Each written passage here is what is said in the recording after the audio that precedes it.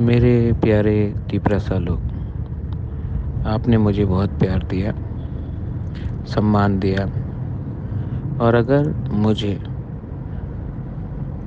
कल से भूख हड़ताल भी करना हो, जब तक मेरा सांस चला जाए, तो मैं करूँगा। आपको धोखा नहीं दे सकता। और जितना भी बीमार हूँ, मुझे कोई परवाह नहीं। फास्ट अनटू डेथ कर लूँगा, लेकिन गवर्नमेंट ऑफ इंडिया को हमारा बात मानना पड़ेगा, हमसे बात करना पड़ेगा।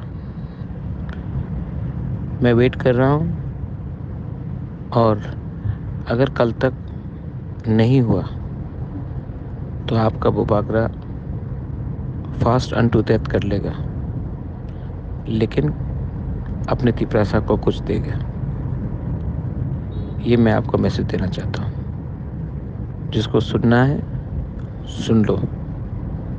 मैं आप लोगों को बहुत प्यार करता हूँ, और मेरे ऊपर बहुत प्रेशर है, लेकिन आपको कुछ देना है। मैं रेडी हूँ मरने के लिए, आपके लिए, लेकिन आपको कुछ मिलना पड़ेगा। हम भाई।